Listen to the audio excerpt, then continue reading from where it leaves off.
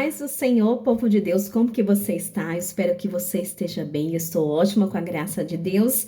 Vamos dar continuidade às nossas aulas Descomplicando a Escatologia. Hoje nós vamos falar sobre o milênio. Aleluias. De volta ao jardim com o nosso amado. Aleluias. Mas antes, eu queria pedir para você, por gentileza, se inscrever no nosso canal se não é inscrito, curtir, dar o seu joinha para me ajudar e compartilhar para abençoar outras vidas. A Bíblia diz: se nós não clamarmos, as pedras clamarão. Então nós estamos aqui para clamar aquele que merece toda honra e toda glória. Aleluia. Vamos orar?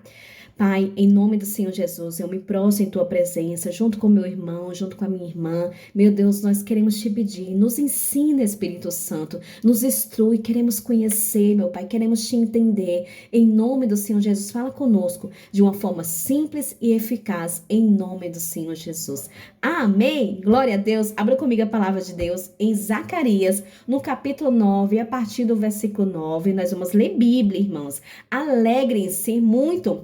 Povo de Sião, moradores de Jerusalém, cantem de alegria, pois o seu rei está chegando, e ele vem triunfante, vitorioso, mas é humilde. E está montado no jumentinho filho de jumenta. Ele acabará com os carros de guerra de Israel e com a cavalania de Jerusalém. Os arcos e as flechas serão destruídos. Ele fará com que as nações vivam em paz, e o seu reino irá de um mar a outro, e desde o rio Eufrates até os confins da terra, até o mundo inteiro. Aleluias. Lá em Miqueias também fala, Miqueias 4:3 diz: ele será juiz entre muitos dos povos, decidirá questões entre grandes nações distantes. Os povos transformarão as suas espadas em arado e as suas lanças em foices. Nunca mais as nações farão guerra, nem se prepararão novamente para a batalha. Todos viverão seguros, e cada um descansará calmamente debaixo das suas figueiras e das suas parreiras. Esta é a promessa do Senhor Todo-Poderoso. Aleluia. Então, o milênio é um momento esperado e ansiosamente aguardado por todos os salvos que subiram com o Senhor Jesus, e por todos. Então, o que representa o milênio? Primeiro, nós estaremos face a face com o nosso amado Jesus. Já imaginou? Face a face, você sentir o cheiro do Senhor, estar perto dele, olhar no olho do Senhor. Então, nós estaremos de volta ao jardim que foi perdido, de volta ao nosso jardim, que é a presença do Senhor. Segunda coisa, porque nele, no milênio, o enganador, Satanás, não estará, porque ele vai ser lançado no abismo. A palavra abismo significa precipício muito profundo. Abismo, cujo significado é inferno ou profundidade de lugares baixos e inferiores. Então, abismo é um lugar que nem os demônios, para você ter noção, nem os demônios querem ir. Lá em Mateus, no capítulo 8, no versículo 29, diz: e de repente gritaram: que temos nós contigo, ó Filho de Deus? Vieste aqui para nos atormentar antes do devido tempo. Quer dizer, nem os demônios querem ir para o abismo. Outro nome dado ao abismo é Hades, que é no grego, e Tártaro. Para os romanos, Tártaro era um lugar onde eles enviavam os pecadores. Em hebraico, significa Seol ou Geena. Então, Geena era um lugar, era um depósito, na verdade, de lixo, fora da antiga cidade de Jerusalém, onde o fogo estava sempre ardendo. E só quem mora no interior vai saber como que as pessoas queimavam seus lixos bem distante da cidade. Então, Jesus disse que esse inferno era um lugar de vermes, lavas, fogo e tribulação. Então, Geena era um lugar de castigo sem fim. Isto é o inferno. Era nesse local, lá em Jerusalém, ele foi edificado o altar, onde era celebrado oferendas humanas ao deus pagão a Moloque. Os reis ímpios, Acaz e Manassés, por exemplo, eles ofereceram seus filhos em sacrifícios vivos para esses deuses neste lugar. Então, na verdade, o abismo é um lugar que separa do paraíso. É algo que é distante do paraíso. Lá em Lucas, no capítulo 16, no versículo 23, diz: ele sofria muito no mundo dos mortos. Quando olhou, viu lá longe Abraão e Lázaro ao lado dele.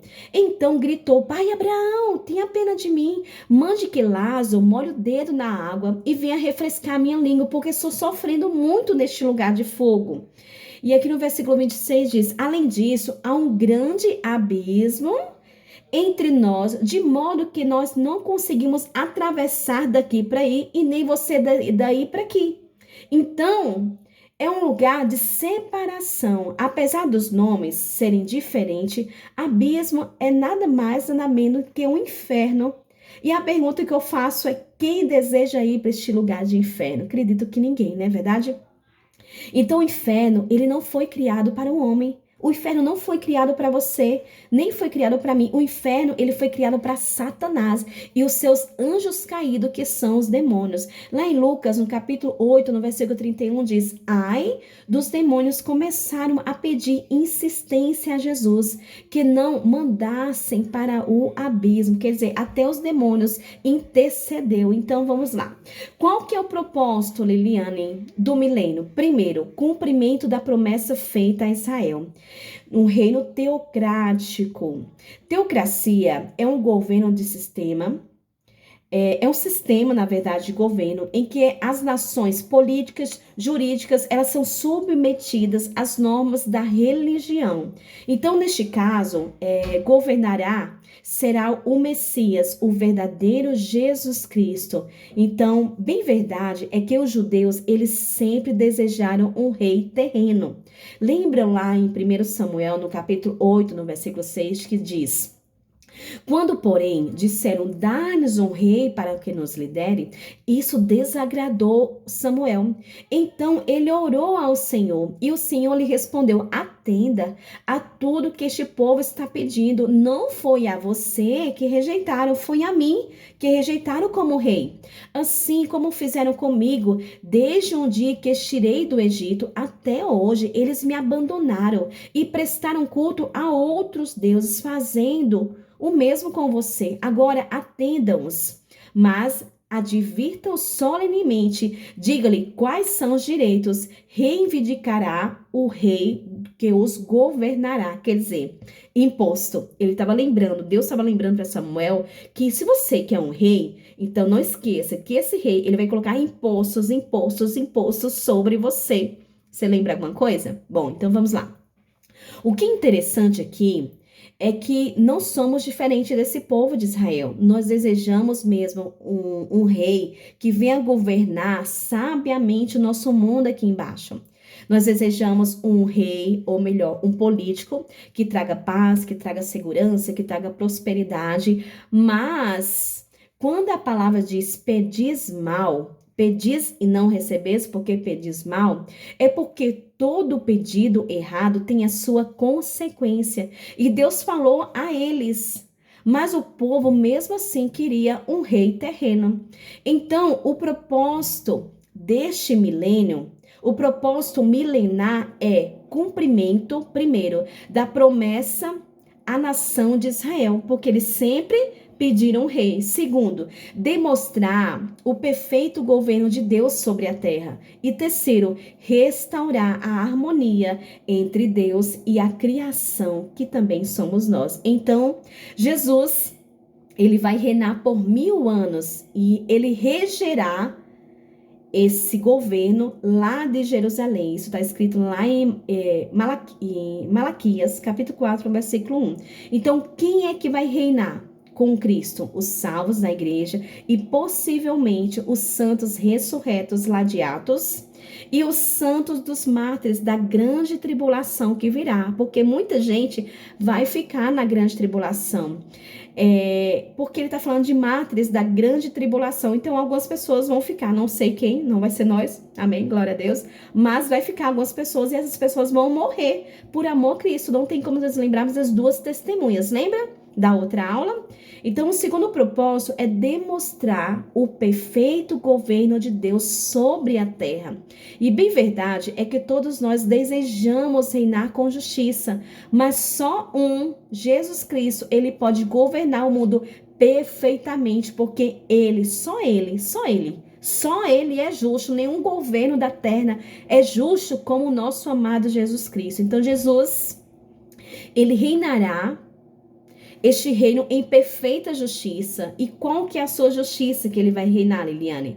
Lá em Deuteronômio, no capítulo 32, no versículo 4, fala, ele vai governar a sua justiça de acordo com a sua palavra, de acordo com a lei de Deus, que é a palavra do Senhor. Deuteronômio 32, 4 diz, o Senhor é a nossa rocha, ele é o perfeito e justo em tudo o que faz. Ele é fiel e correto e julga com justiça e honestidade. Então, é isso.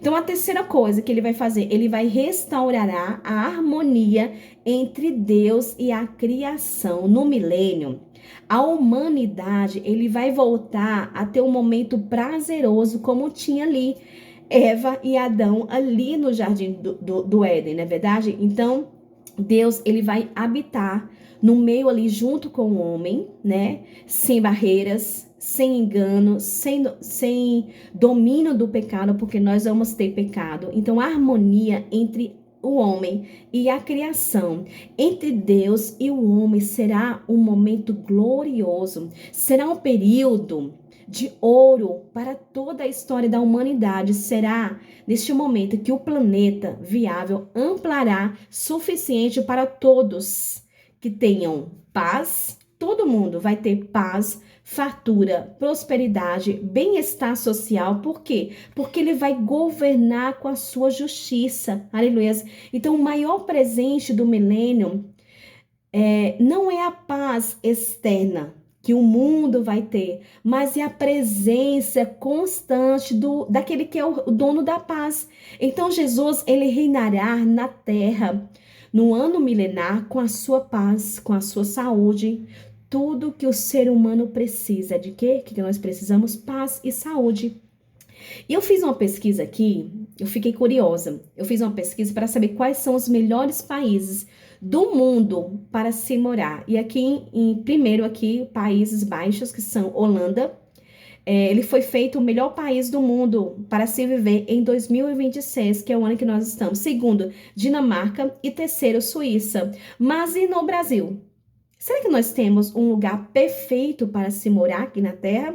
Faça uma pesquisa aí, coloca aqui embaixo aqui para mim nos comentários. Eu quero saber se você está estudando. Amém? Então, mas ainda que nós temos toda a paz do mundo, ainda que nós temos um lugar assim perfeito aqui na Terra para nós morarmos, como na Holanda, como na Suíça, enfim, nada. Ainda com tudo isso, que seja o melhor lugar para se morar, a fome, há tanta coisa terrível. Então, só Jesus, ele pode dar o lugar seguro que eu e você precisamos. Só Jesus, ele pode dar a paz e a prosperidade, tanto para pobre como para rico, tanto para preto como para branco. Isso quer dizer que só Deus, ele pode trazer essa harmonia para a nossa terra.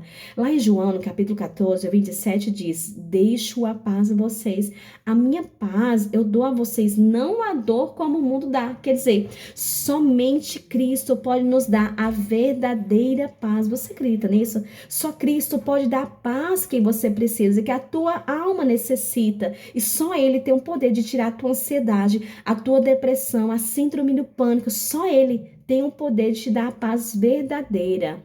E aqui, para nós continuarmos, houve um período lá em Israel que eles viveram em um tempo de paz. Alguém sabe me dizer qual foi o tempo? Comente aqui embaixo se você sabe um tempo de Israel que esteve numa paz. Qual foi o reino? Amém? Então, a Bíblia diz que Salomão, eu dando a resposta, né? Que Salomão, ele viveu um período de paz e harmonia, quando ele orou ao Senhor, ofereceu seus holocaustos. Deus respondeu e falou para ele, ó, pede o que tu queres que eu te darei. Aí a Bíblia diz que ele pediu sabedoria. E qual foi o seu primeiro ato de sabedoria? Foi quando ele julgou uma causa com duas mulheres. Eu queria que você colocasse aqui no comentário essa passagem aí para as pessoas ficarem curiosas. Amém? Então Jesus, nosso amado Jesus, ele reinará com a sua justiça. Lá em Jeremias 23:5 diz sobre isso. E qual que é a justiça, Liliane? Que ele vai reinar. Qual que é a justiça? É a lei de Deus. A lei de Deus é a perfeita harmonia que nós precisamos. Se nós hoje submetemos a lei do Senhor, até mesmo Provérbios, o livro de Provérbios, nós teríamos paz. E a diferença da justiça de Deus para a justiça de homem é essa. O homem não tem justiça.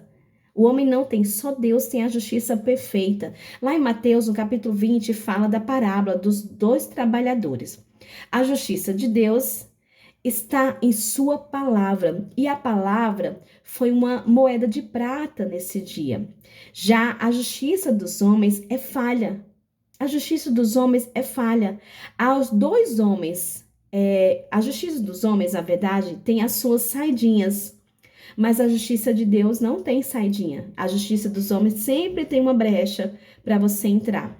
Lá em Tiago, no capítulo 2, no versículo 10, diz: porque quem quebra um só mandamento da lei é culpado de quebrar todos os outros mandamentos.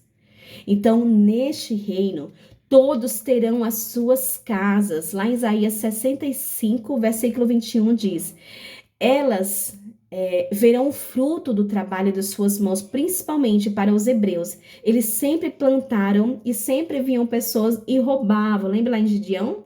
As orações desse período serão sempre respondidas na mesma hora. Já imaginou você ter a sua oração respondida na mesma hora? Lá em Isaías, no capítulo 65, no versículo 24, diz: antes mesmo que me chamem, eu os atenderei. Antes mesmo que acabarem de falar, eu responderei, porque será imediato, será na mesma hora. Nesse período milenar, os animais viverão em harmonia. Lá em Oséias 2:18 diz: para Cristo, isso não é difícil. O homem viver em harmonia com o animal não é difícil. No Éden era exatamente isso. Não tem como nós lembrarmos que Deus usou um corvo que é carnívoro, ele viveu em harmonia e ele foi alimentar o profeta Elias. Não tem como nós lembrarmos também lá na Arca de Noé. Na Arca de Noé havia muitos animais ferozes, e neste momento houve harmonia, porque Deus controla tudo. Tudo será controlado pelo nosso amado Jesus Cristo. Então, todas as armas de guerra serão convertidas em ferramentas agrícolas, como nós vemos. Então, Cristo, ele restaurará a natureza totalmente será tudo transformado. Tudo transformado. E a pergunta é: como Deus irá reinar na terra após toda essa tribulação que aconteceu? Lembra que antes veio os selos, veio as taças, veio toda aquela destruição. Como que Deus vai reinar aqui na terra conosco? Se veio toda essa destruição antes, o fato é que a terra será totalmente restaurada. Quantas vezes Deus precisar restaurar, Ele restaura. Não esqueça que Deus, Ele fez céus e terra. Para o nosso Deus, isso não é nada. Deus, Ele restaura tudo. Deus, Ele faz tudo em um só momento. Ele criou todo mundo apenas com a sua palavra. O que é restaurar toda uma terra para nós reinarmos com Cristo? Não é nada. Então não haverá um só desabrigado em todo o planeta, e ninguém mais passará por qualquer tipo de necessidade. Lá em Isaías 35, do 1 ao 8 diz, então há várias passagens na Bíblia que falam sobre isso. Então haverá paz por toda a terra, porque o menino nos nasceu, um filho nos deu, e o seu principado está sobre ele, e os seus ombros se chamará Maravilhoso, Conselheiro, Deus Forte, Pai da eternidade e príncipe da paz. Aleluias. Então, no final do milênio, ele vai reinar. Esse 1000 anos, perfeita paz. Mas o texto diz aqui em Apocalipse que depois que ele reinar, ele vai soltar Satanás. E a pergunta que eu faço é por que Deus, depois de tanto paz, ele vai soltar novamente Satanás? No final dos 1000 anos, Satanás será solto do abismo. Apocalipse 20, no capítulo 3, ele fala sobre isso. E lançou no abismo, e ali encerrou por selos sobre ele, para que não mais engane as nações, até que os 1000 anos se acabem. E depois importa que seja solto por mais um pouco de tempo. Meu Deus, para que Deus vai soltar Satanás novamente? E eu fiz essa pergunta: por que, Senhor, que o Senhor vai soltar novamente Satanás? Para quê? Nós precisamos de Satanás. Para que isso? Por que essa necessidade de soltar Satanás? Hã? O que você acha? Comenta aqui para mim qual é a sua opinião, o que você acha? E aqui eu tive uma resposta. No ano do milênio, as pessoas vão nascer e elas não vão experimentar o que é tentação. Quando a palavra de Deus fala lá em Samaria, que era necessário passar por Samaria, o texto também diz aqui que era necessário. Quando há uma necessidade de passar em algum lugar, quando há uma necessidade de Deus de fazer alguma coisa, é porque Ele sabe. Nós não sabemos. Então havia uma obra a ser feita ali em Samaria. Assim como há uma obra a ser feita aqui quando soltar Satanás. E a minha observação que eu tive é muito fácil você servir a Deus entre paz e harmonia.